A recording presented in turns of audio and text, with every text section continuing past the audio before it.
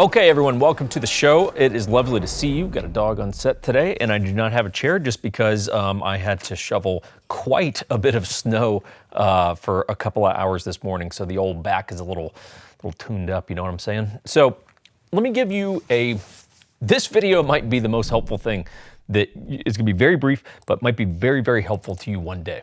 And that is a tip on talking to people that are in the industry. You watching this, right? If you go to sell, buy a house one day, you don't work in the real estate industry, right? And I do, lenders do, title people do, right? You probably don't even know what a title person is. So people in the industry have a tendency to want to try to sound really smart, right? And they're doing this mostly so that you think they're really smart. They're trying to impress you versus having a logical conclusion in their brain that, oh, hey, this person doesn't work in the industry that I work in. Maybe I should dumb some shit down for them. So my tip to you would be to, when you're dealing with primarily agents and lenders, tell them to cut the shit, right? Cut the shit, dude. I even dealt with this recently. I was communicating with a lender and he said something about it was one of those terms that he threw out and I'm like, what does that mean? And he's like, it means this thing. Okay, cool. Say that next time. I'm not a lender. I don't know what the fuck you're talking about, right? Let me give you an example. Solar. First of all, don't buy solar. We'll make that video at some point. Definitely the worst fucking decision I've ever made for my house over the past 12 months. But I'm talking to a solar rep, right? Because my solar system sucks.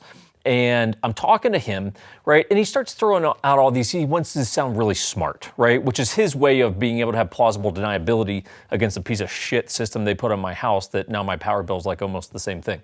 So anyway, he's saying all this stuff to me and I said, I don't even remember what his name is, Bob. I'm like, Bob, look, I don't know what you're talking about. I said, do me a favor, talk to me like I'm in kindergarten because you have your PhD in solar.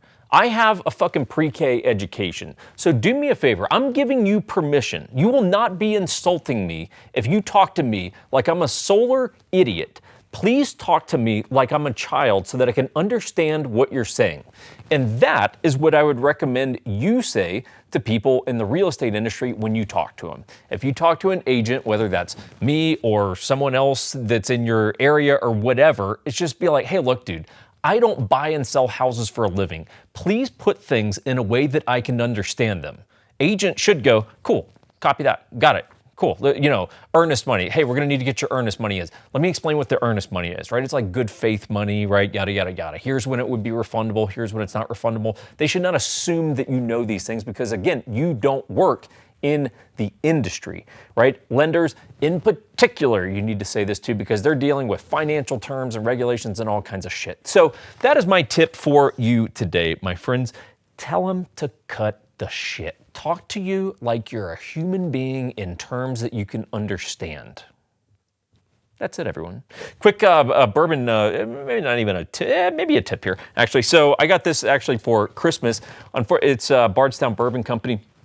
It's kind of a special edition, well, not kind of, it's a special edition bottle that they do called Chateau de la Baude, which is a French, I believe it's French, it's like French wine cask that they finished the bourbon in. But this is the second release. The first release they did was like legendary. It was one of those like, oh my God, that was like, everyone agreed it was like the best thing ever. I never tried it. So when the second release came out, I was able to score, it was actually a Christmas gift.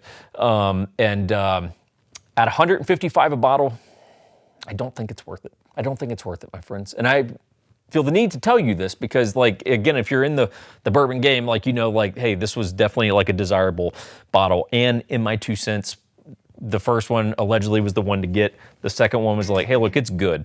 But at 155 bucks a pop, you got to really do some impressive shit. And that's good, but it's not impressive, right? So anyway, that's my 2 cents. Me and this dog will go ahead and wrap it up. If you guys need real estate help, let us know. Happy to help.